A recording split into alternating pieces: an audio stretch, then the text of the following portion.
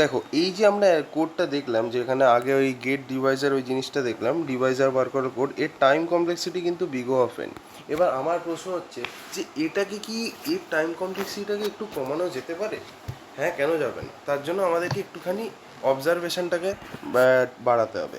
দেখো একটা জিনিস সবসময় দেখ বাবা, সেটা কী হচ্ছে, ফর এক্সাম্পল ধর আমি 36-এর সব কটা ডিভাইজার বার করতে চাই, তো ধর প্রথমে আমি কী করছি, 1 × 36 করলেই 36 পাচ্ছি। তারপর কি হচ্ছে, 2 × 18 করলেও আমি 36 পাচ্ছি, ঠিক আছে। 3 × 12 করলেও আমি 36 পাচ্ছি। তারপর আবার দেখ, 4 × 9 করলেও আমি 36 পাচ্ছি। 6 × 6 করলেও আমি 36 পাচ্ছি। তারপর আবার কি হচ্ছে দেখ, 6-এর পরে 9 × 4 করলেও আমি 36 পাচ্ছি। হ্যাঁ কি না বলবি একটু?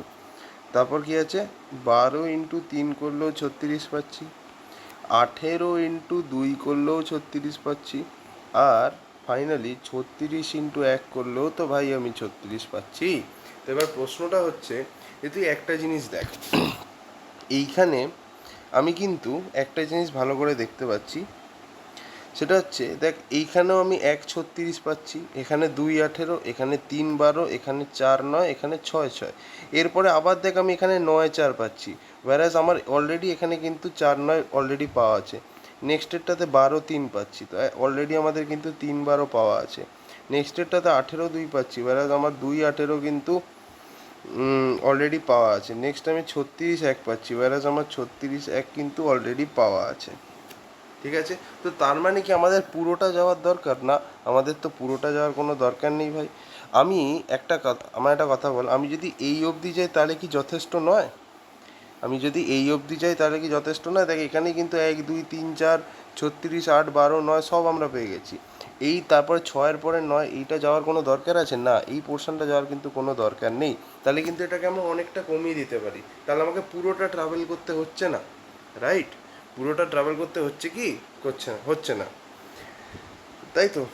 তাহলে আমায় তুই একটা কথা বল, এখানে কি তাহলে আমরা অনেকটা ছোট করে দিতে পারবো? ইয়েস পারবো।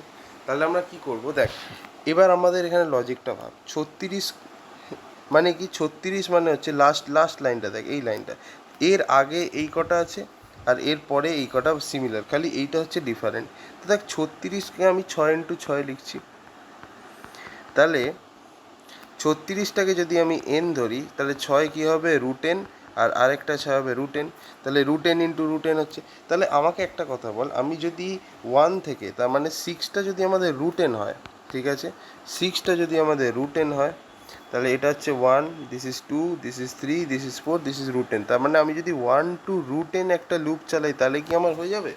অ্যান্সার হচ্ছে হ্যাঁ ভাই, অবশ্যই 1 to √n চালালেই কিন্তু আমাদের কাজ শেষ হয়ে যাবে। আমাদের তাহলে অর্ধেক যেতে হবে, পুরোটা যেতে হবে না, তাই তো?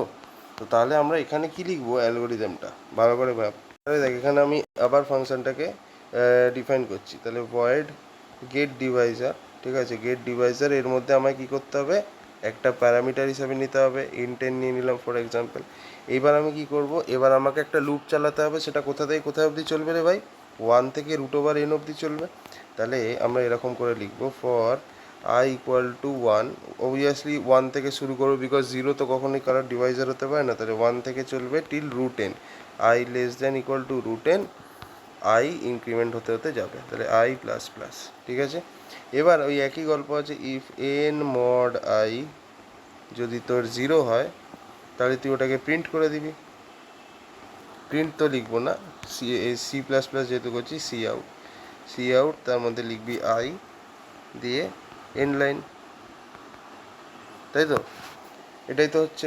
সো এবার তুই এই ফর লুপটাকে ক্লোজ কর, আর এই যে ফাংশনটাকে আছে এটাই ক্লোজ কর, হয়ে গেল। সো এইটাই আর কি আমার দেখানোর ছিল, যে আমরা এটাকে কিন্তু অপটিমাইজ করতে পারি। তাহলে এখানে আমাদের টাইম কমপ্লেক্সিটি কত হবে রে?